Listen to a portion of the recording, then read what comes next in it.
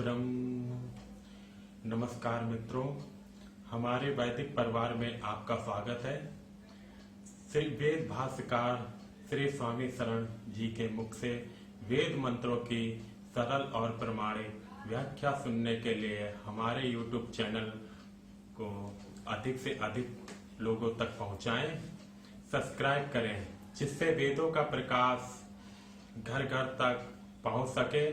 आप कमेंट कर प्रश्न भी कर सकते हैं, हम सब प्रमाण उत्तर अवश्य देंगे। घर घर वेद मंदिर स्थापना अभियान में जुड़कर हमें सहयोग प्रदान करें।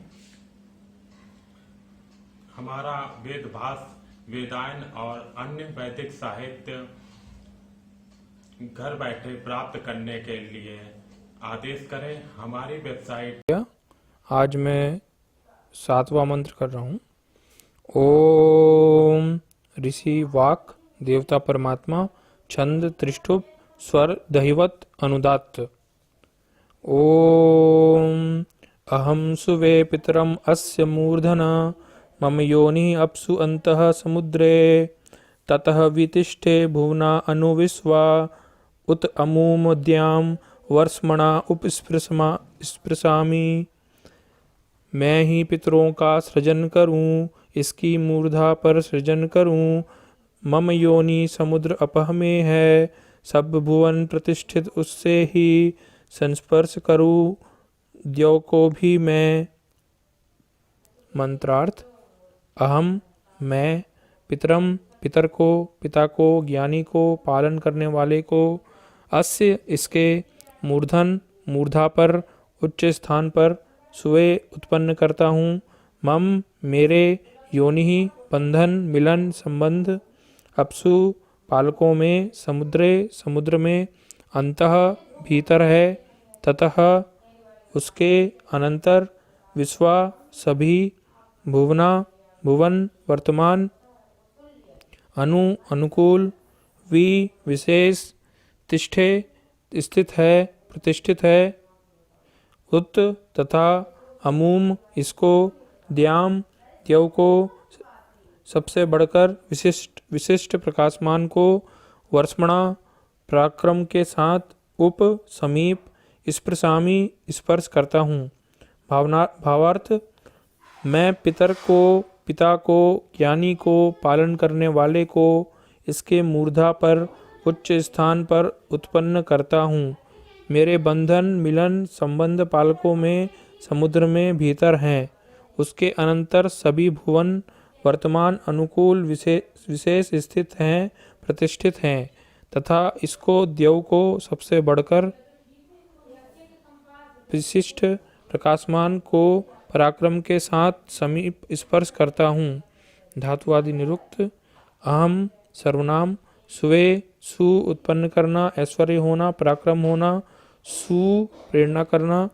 पितरम पी जाना, चलना, गति करना। पा पालन करना, रक्षा करना। अस्य सर्वनाम। मूर्धन मुर संवेष्टन करना, लपेटना। मुंह बंधन होना, मुह मोहित होना, मुग्ध होना। धा धारण करना। मम सर्वनाम। योनि युन यु बांधना, बंधन करना, गूंथना। यु मिश्रित करना, मिलाप करना, अलग करना, संयोग वियोग करना। अपसु अप पालन करना, रक्षा करना। अंतः उपसर्ग। समुद्रे सम उपसर्ग। ऊंद आर्द्र होना, जल होना, गीला होना। ततः अव्यय वि उपसर्ग। तिष्ठे तिष्ठ स्थित होना। भुवना भू होना, उत्पन्न होना, एकत्र होना। अनु उपसर्ग। विश्वा सर्वनाम। उत अव्यय निपात। अमुम सर्वनाम। द्याम द्युत प्रकाश करना, द्यु अभिगमन करना। वर्ष्मणा वृष पराक्रमी होना, वर्षा करना। उप उपसर्ग। स्पृशामि स्पर्श करना। ओम खम ब्रह्म। ओम खम ब्रह्म। वाक सूक्त ऋग्वेद मंडल 10 सूक्त 125 सप्तमो मंत्र। ओम अहम सुवे पितरम अस्य मूर्धन मम योनि अप्सुवन्तः समुद्रे ततः वितिष्ठे भुवनायनुविश्वा उत अमुं द्यां वर्ष्मणा उपस्पृशामि। ओम अहं सुवे पितरम् अस्य मूर्धन् मम योनिः अप्सुवन्तः समुद्रे ततः वितिष्ठे भुवनायनुविश्वा उत अमुं द्यां वर्ष्मणा उपस्पृशामि। मैं ही पितरों का सृजन करूं, किसकी मूर्धा पर सृजन करूं। मम योनि समुद्र यपह में है, सब भुवन प्रतिष्ठित उससे ही संस्पर्श करूं देव को भी मैं। इस मंत्र में ऋषिवाक कहते हैं, वाक नामने ऋषि, संस्कृत की परंपरा में कहते हैं। इस सूक्त का ऋषिवाक अर्थात वाणी है, वचन है। उस परमेश्वर की वाणी को आत्मसात करने वाला, वेद वाणी को आत्मसात करने वाला, उसे स्वाध्याय मनन चिंतन के द्वारा अपना लेने वाला जो ऋषि है, जो अध्येता विद्वान साधक है, उसे वाक ऋषि कहा जाता है। इस सूक्त को, मंत्र को जानने समझने के लिए हम सबको इसी प्रकार से वाक ऋषि होना है। देवता परमात्मा है, अर्थात इसमें परमात्मा के विषय में वर्णन किया जा रहा है, उसके गुणों की स्तुति की जा रही है। कहते हैं, अहम सुवे पितरम अस्य मूर्धन। अहम सुवे, अहम मैं, सुवे उत्पन्न करता हूं। सुप्रसवे धातु है, अर्थात सु धातु का अर्थ होता है उत्पन्न करना, सृजन करना। अहम सुवे, मैं उत्पन्न करता हूं। पितरम, पितर को, देखिए मैं पितर को उत्पन्न करता हूं। ये क्या है? इसे आप विरोधाभास अलंकार कह सकते हैं, काव्य में उलटवासी कह सकते हैं। पितर हमको उत्पन्न करते हैं, यह तो लोक व्यवहार में सर्वत्र है, सहज भाव से है कि हमारे पितर अर्थात माता पिता हमको उत्पन्न करते हैं।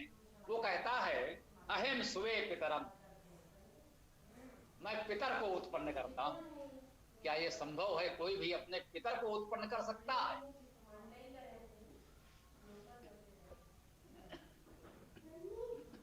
यही काव्य गुण है, रोचकता, विलक्षणता, एक अद्भुत शैली वर्णन की, इसे काव्य गुण कहते हैं। काव्य का आनंद ले। कहते हैं अहम सुवे पितरम, मैं पितरों को उत्पन्न करता हूं। देवता परमात्मा है, ये तो वह परमात्मा हमको बता रहा है।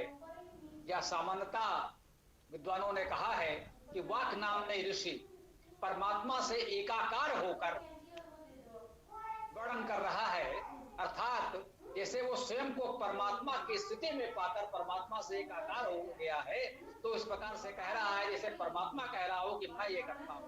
तो इस रूप में कह रहा है। विद्वानों ने अपने अपने तरीके से व्याख्या की है। हमने आपको बताया है कि श्लेष अलंकार से दोनों रूपों में आप कह सकते हैं, ऋषि कह रहा है या परमात्मा कह रहा है। जहां जैसा उपयुक्त अर्थ आपको प्राप्त हो जाए, सामान्यतः दोनों ही उपयुक्त अर्थ प्राप्त हो जाएंगे तो दोनों ही स्वीकार कर लीजिए। तो अहम सुवे पितरम, मैं पितरों को उत्पन्न करता हूं। कैसे? अस्य मूर्धन, इसकी मूर्धा पर, मैं पितरों को इसकी मूर्धा पर उत्पन्न करता हूं। ये इसकी किसके लिए आया है, ये विचार नहीं हो सकता। सर्वनाम है अस्य अर्थात इसका, मूर्धन अर्थात मूर्धा पर, इसके मूर्धा पर मैं पितरों को इसके मूर्धा पर उत्पन्न करता हूं। अब समझ में आएगा मैं पितरों को कैसे उत्पन्न करता हूं। जो हमारे पितर हैं उनको मूर्धा पर उत्पन्न करना, यहां आशय यही है कि जो हमारे पितर हैं उनको मूर्धा निश्चित करना, मूर्धा के स्थान पर, सर्वोच्च स्थान पर प्रतिष्ठित करना, स्थापित करना। उनको व्यवहारिक रूप से सृजन हम नहीं कर सकते, उत्पन्न नहीं कर सकते, वो तो वही हमको करते हैं। परंतु वही बात है, जब शिशु होता है तो माता पिता उसे अपने सिर पर, कंधे पर रखते हैं। अब हम बड़े हो गए हैं तो जो हमारे पितर हैं वे वृद्ध हो गए हैं। अब हमारा दायित्व तो है कि उनको हम अपने कंधों पर रखें, अपने सरमाथे पर रखें, वृद्धावस्था में उन्हें वृद्धाश्रम न भेजें। उनका वानप्रस्थ हमारी सेवा में आनंदमय भी थे, इसका जय भाव भी ले सकते हैं, है ना। इसके इस प्रकार के अन्य अच्छे भावार्थ भी किए जा सकते हैं, परंतु जय भाव भी ले सकते हैं। कहता है ऋषि वाक कह रहे हैं कि मैं पितरों को इसके मूर्धा पर सुबह सृजन करता हूं, उत्पन्न करता हूं, प्रतिष्ठित करता हूं। परंतु वह परमात्मा से एकात्म होकर बहुत व्यापक स्तर पर अपनी बात कह रहा है। इस बात को हमें ध्यान रखना है। यह भी एक सत्य है और मूल आध्यात्मिक अर्थ वही है। लौकिक प्रेरणाएं तो हम ग्रहण करेंगे ही, वेद के स्वाध्याय का वही व्यवहारिक उपयोग है। शेष तो चरम अध्यात्म की स्थिति में हमें मोक्ष प्राप्त होगा, वेद के स्वाध्याय से होगा ही होगा।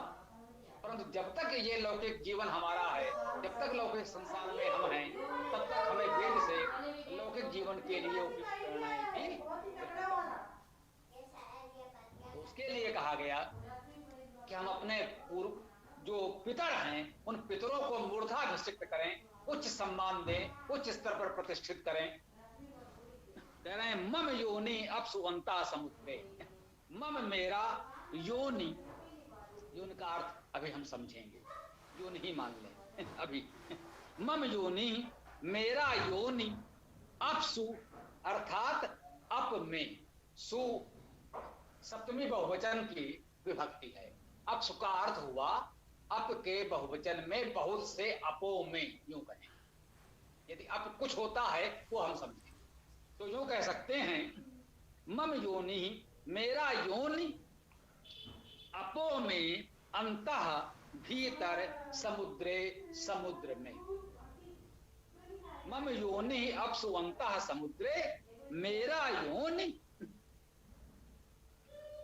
अपो में भीतर समुद्र में है। अपनी ओर से हमने एक अक्षर जोड़ा, है, एक वर्ड है कि संस्कृत इस मंत्र में नहीं।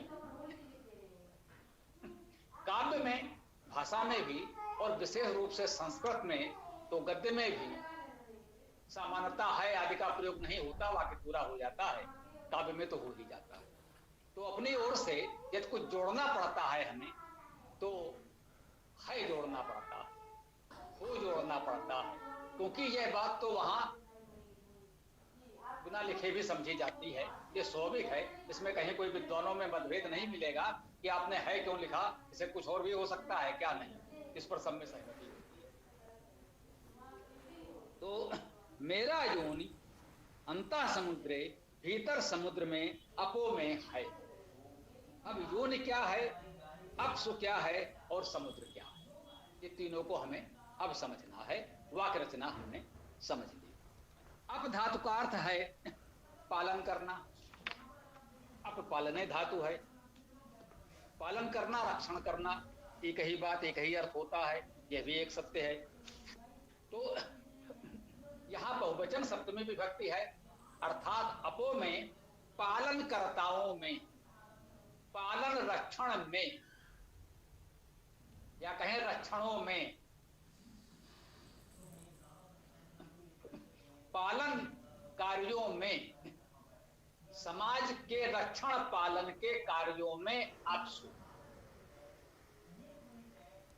अंतः भीतर स्पष्ट है। अपसु अंतः भीतर ये उपसर्ग भी है। समुद्रे ये समुद्र क्या है? सम उपसर्ग है। उन्द क्लेदने धातु है, अर्थात उन्द धातु का अर्थ हुआ आर्द्र होना, जल होना, गीला होना। तो जिसमें सम्यक आर्द्रता है, सम उत रा समुद्र, सम्यक रूपेण आर्द्रता जिसमें है, जल जिसमें है, वो समुद्र है। बोलिए है कि नहीं है? समुद्र ही जल का सबसे बड़ा भंडार है, इसीलिए तो उसे समुद्र कहा जाता है कि सम्यक रूपेण जल से आपूरित वही है। रा प्रत्यय है। कुछ लोग रा को रादाने धातु का रूप मान लेते हैं, होता है ऐसा। धातु लघु रूप में अंत में जुड़ जाता है। बहुत से धातुओं जैसे दा जलद, हम लोग जानते हैं ना, जलद जल देने वाला, जलद जल को धारण करने वाला, जलद जल को देने वाला, वारिद वारिद को देने वाला, धनद धन को देने वाला, केवल एक दा छोटा सा। तो उसी प्रकार से समुद्र में रा दाने धातु से भी ले लेते हैं, जो सम्यक रूप में जल का दान करने वाला है। सारा जल हमें उसी से तो मिलता है, वही भंडार है। वहीं से सूर्य के ताप से वाष्प के रूप में जल उठता है, वाष्पित होता है, बादल बनता है और यहाँ बरसता है। उसी से हमारे क्षेत्र में जल होता है, जो हमें प्राप्त होता है। पर्वतों पर हिम के रूप में, नदियों में जल के रूप में, हमारे अन्य सरोवरों, तालाब आदि में जो भी जल है उसी समुद्र से उठा हुआ बादल के रूप में वर्षा हुआ जल है, इसलिए उसे समुद्र कहते हैं। तो ये मान लें, उसे हम समुद्र कह सकते हैं, कहते हैं। सामान्यतः सहजता से कहा जा सकता था समुद्रे, समुद्र में। कोई नहीं पूछता इसका अर्थ ये क्यों हुआ, परंतु हम यही आपको सिखाना चाहते हैं, बताना चाहते हैं कि जब हम सिद्धांत रूप में कहते हैं कि वेद के शब्द यौगिक हैं, धातुज हैं, तो चाहे जितना सरल आपका परिचित शब्द हो, आप जानिए कि उसमें उपसर्ग और धातु क्या है, उसका अर्थ क्या है, और उसको यदि हम इस नाम से कह रहे हैं तो वो कितना उपयुक्त है। आज आप समझे कि समुद्र को समुद्र क्यों कहते हैं। हम आगे से कह सकेंगे कि हाँ वो समुद्र है, इसलिए समुद्र कहते हैं। सम्यक रूपेण जल से आपूरित है, जल का दान करने वाला है, इसलिए वो समुद्र है। कह रहे हैं अपसु अंतः समुद्रे, अपो में पालन करने वालों में भीतर समुद्र में है क्या? मम योनि, मेरा योनि। योनि क्या है?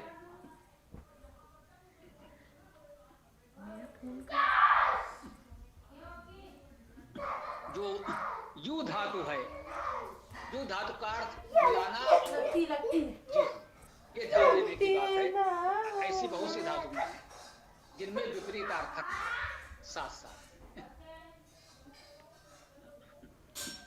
यू धातु का अर्थ मिलाना भी है और अलग करना। मिलाने के अर्थ में भी यू धातु होगी और अलग करने के अर्थ में भी यू धातु होगी। तो योन शब्द में मिलाने का अर्थ भी है और अलग करने का अर्थ भी है। अर्थात योनि उसे कहा जाता है जहां मिला भी जाता है और अलग भी किया जाता है। मिलने और अलग होने का जो हमारा ठीहा ठिकाना होता है, स्थान होता है, उसे योनि कहते हैं। योनि का अर्थ सामान्यतः विद्वानों ने स्थान किया है। यदि हम कहने योनि का अर्थ स्थान, तो आप कहेंगे भाई ये कैसे हो गया। तो इसको हमें इस प्रकार समझना होगा कि यू धातु का अर्थ मिलना और अलग होना दोनों है। तो मिलने और अलग होने का जो स्थान है वो योनि है। यूं समझ लें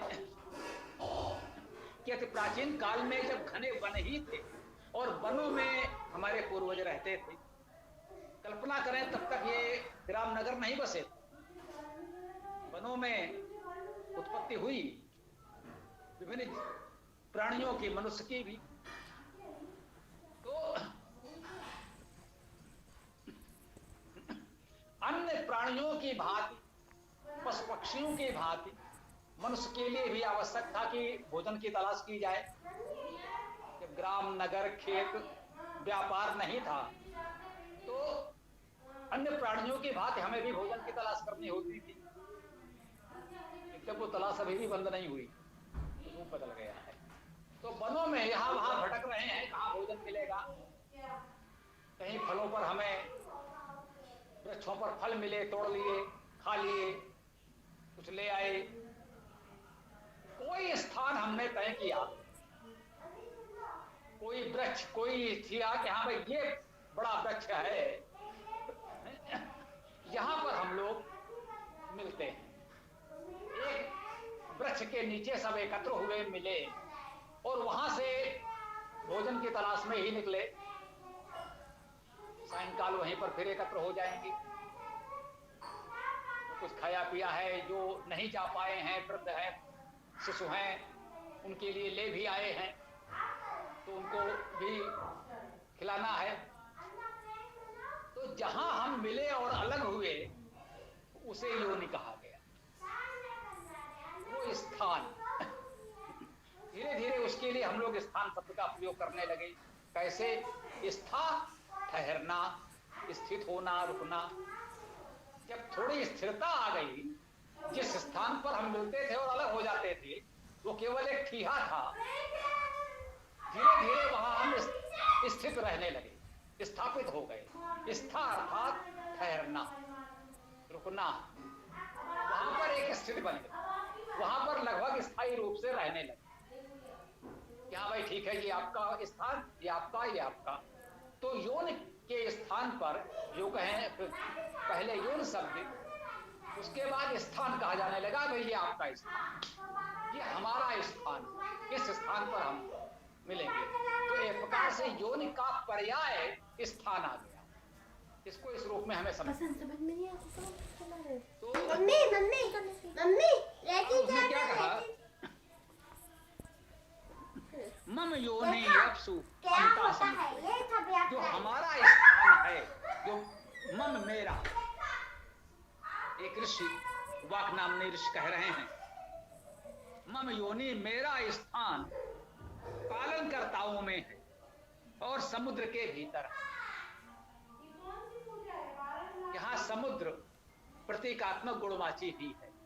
समुद्र के भीतर स्थान है, वह ऋषि का स्थान तो नहीं हो सकता, वो व्यक्ति का, हमारा, आपका तो नहीं हो सकता। समुद्र के भीतर तो जलचर प्राणियों का ही स्थान हो सकता है। अब यहां समुद्र का प्रतीकात्मक हमें अर्थ लेना होगा। हम कहते हैं हिम शीतलता का गुण ग्रहण करते हैं। हम कभी कहते हैं कि आग, अग्नि, हम उष्णता का गुण ग्रहण करते हैं, ताप का गुण ग्रहण करते हैं। तो उस रूप में यहां समुद्र में, अब यहां पर आपको जो हमने धातुज शाब्दिक अर्थ बताया है वह उपयोगी होगा। इसीलिए कहा है विद्वानों ने कि वेद के शब्द यौगिक हैं, उनका धातुज अर्थ ही ग्रहण करना होगा। यदि समुद्र का अर्थ आप समुद्र मान लेंगे आज के अर्थ में, तो उस ऋषि का स्थान समुद्र के भीतर कैसे संभव है? वहां तो जलचर प्राणी ही रह सकते हैं, हम तो नहीं रह सकते। अब उसका शाब्दिक अर्थ क्या है जो हम समझ चुके हैं? सम उन्द रा, सम्यक रूपेण जल से युक्त और सम्यक जल प्रदाता उसमें है। ऋषि कहता है मेरा स्थान कहां है? जो पालन करता है उनमें है, जो सम्यक रूपेण जल प्रदान करने वाले हैं उनमें है। समुद्र कोई भौतिक वस्तु नहीं है। यहाँ पर जो सम्यक रूपेण पालन रक्षण करने वाले हैं उनमें ऋषि वाक का स्थान है या परमेश्वर का स्थान है, परमात्मा का स्थान है। जो सम्यक रूपेण जल प्रदान करने वाले हैं, लोगों की प्यास बुझाने वाले हैं। प्यासे को पानी पिलाना आज भी कहते हैं कि सबसे बड़ा धर्म है, बहुत बड़ा धर्म है, बहुत बड़ा पुण्य कर्म है, ये तो कहते ही हैं। उस प्रतीक को ग्रहण कर रहा है जो पालन रक्षण करने वाले हैं, सम्यक रूपेण लोगों को जल प्रदान करने वाले हैं। उनके भीतर हमारा स्थान है, उनके भीतर मेरा स्थान है। एक वचन में है, वो ऋषि भी कह रहा है और परमात्मा भी कह रहा है। इसका देवता परमात्मा और ऋषिवाक है, तो ऋषिवाक की ओर से कहा जा रहा है। वो परमात्मा के साथ एकाकार होकर परमात्मा की ओर से कह रहा है। अंतिम चरण में हमको मुख्य उपदेश प्रेरणा प्राप्त होती है। कहता है कि मेरा स्थान पालन करताओं और सम्यक जल प्रदाताओं के भीतर है। यदि आप चाहते हैं कि वह इस चेतना आपके अंदर विराजमान हो, यदि आप चाहते हैं कि वह परमात्मा आपके भीतर प्रकाशमान हो, तो आपको ऐसा बनना होगा। हमें पालन रक्षण करने वाला बनना होगा। हमें लोगों को सम्यक रूपेण जल प्रदान करने वाला बनना होगा। हमें समाज में प्यासों की प्यास बुझानी होगी। वो प्यास जल की हो सकती है, विद्या की हो सकती है, किसी और बात की हो सकती है। जो भी जिसकी प्यास है उसे बुझाने का प्रयास करें। जिनको भी आवश्यकता है, जो संकट में हैं, उनके पालन रक्षण का प्रयास करें। जिनको भोजन की आवश्यकता है, वस्त्र की आवश्यकता है, उनके लिए भोजन वस्त्र की व्यवस्था करके उनका पालन करें। जिनको अन्य किसी प्रकार से कोई संकट है, उनके उस प्रकार से रक्षण संरक्षण करें। यही इस मंत्र की प्रेरणा है, भावना है। इसको हमें ग्रहण करना है। तभी इस प्रकार से वेद का स्वाध्याय करना हमारे लिए सार्थक हो सकता है। ओम खम ब्रह्म।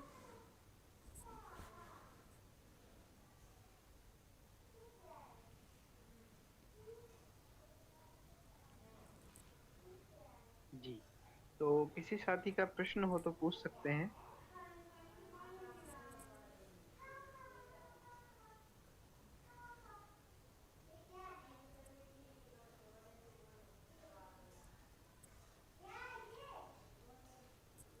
कोई प्रश्न नहीं है तो समापन कर सकते हैं, कोई सी बात नहीं, समय हो गया है। तो इसमें यूं रख लें, जो रविवार की प्रातःकालीन कक्षा है उसमें सभी लोग यथासंभव प्रयास करें, एक मंत्र की व्याख्या करें और सूक्त का एक एक मंत्र का पाठ करें। अधिक से अधिक लोगों की भागीदारी रविवार को इसीलिए रखा जाए। कोई विशेष प्रश्न आप लोगों का होगा तो मैं समाधान करने का प्रयास करूंगा, और शेष रविवार की गोष्ठी इसी रूप में रखी जाए कि आप सब लोग उसमें भागीदारी का प्रयास करें, मंत्र पाठ और मंत्र व्याख्या। ठीक है, तो आज का समापन कर सकते हैं। कोई प्रश्न नहीं है तो, कोई प्रश्न है किसी का तो एक बार बोल सकते हैं, कोई बात नहीं, 2 मिनट प्रयास करेंगे या फिर समापन करते हैं।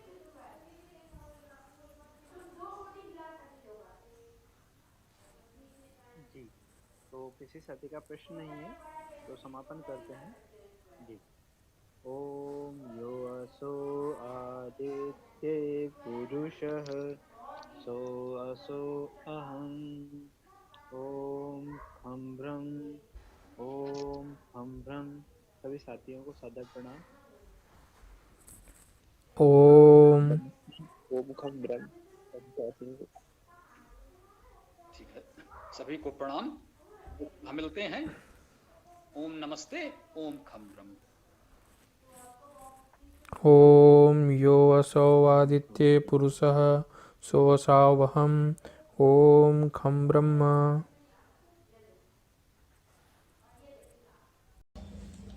पूरा वीडियो देखने के लिए बहुत बहुत धन्यवाद। कमेंट में अपने विचार अवश्य दें। आपको कोई भी प्रश्न पूछना हो तो कमेंट बॉक्स पर कमेंट कर सकते हैं।